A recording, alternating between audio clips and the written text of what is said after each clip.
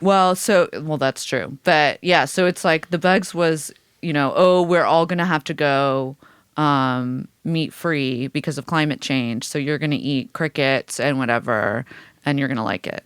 Well, what is astounding to me about these fucking Republicans is that, like, there was this whole, remember in 2020, it's like the WEF, Klaus Schwab, all these people, you'll own nothing and you'll like it. Guess who makes all of the companies that make sure that this is just an economy where you only rent and own nothing? It is the people that are staffing your president's fucking cabinet. And I'm not saying the Democrats are any different. They're not any different than that. But, like, at least the Democrats are like, well, we want it. Wow, that sounds great. Like, they're not, this is just, it is just mind-blowing to me that people, like, from like 2 years on can just completely go against everything that they thought they were doing. It's funny. You see Whitney Webb complain about this on Twitter a lot.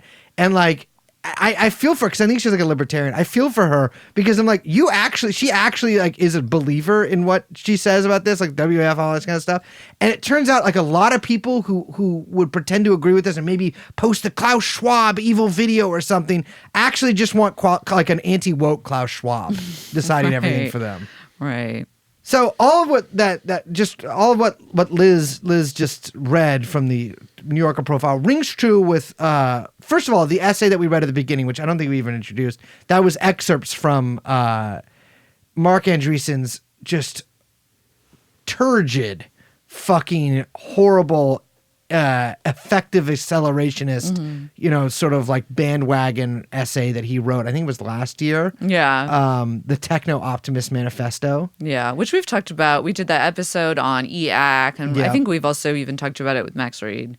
But there's another essay that he wrote in 2011 called Software is Eating the World, which is interesting in retrospect because it's a very famous essay that doesn't really actually say a lot, but what it does say is, I think it's just kind of interesting. So he mentioned several companies in it. And he mentions this in a very positive light. Like he's like, this is like we're improving humanity.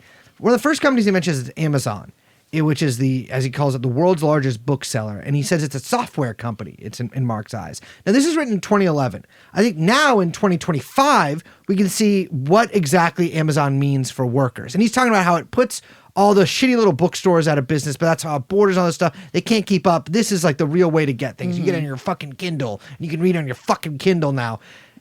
Now what it means is drop shippers, fake products, junk slop, shitty jobs.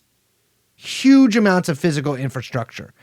Amazon isn't just like a software company. Amazon is just like a logistics company attached to a software company that pays American workers shit. Yeah. Next one he talks about is Netflix. Netflix he hails as being a smart leader in transitioning to video software in contrast to all these studios who just can't keep up.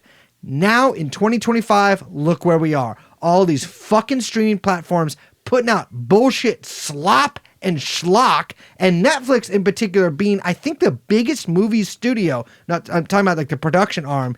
And famously, every 3 months we get some long essay, which I'm not, denouncing in any way because they're all pretty much true, about how every single thing that comes out on Netflix is like, it might as well be AI generated. In fact, AI could probably do a better job because it is shit.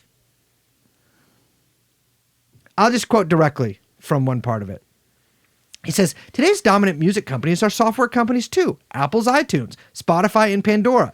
Traditional record labels increasingly exist only provide those software companies with content. I ask you this, dear listener.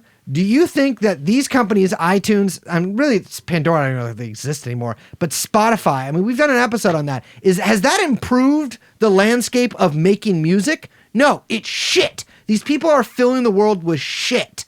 And he lists example after example of all of this stuff, like regular companies that become some kind of online or whatever. And he's talking about how he's hailing us as this beautiful new world that we're entering in, and software is eating the world. I think they even have as like their slogan at A16Z, the software that is eating the world. And guess what? It ate the world and shit it out, and now we have to eat all that shit. Jeffrey Epstein. Jeffrey Epstein.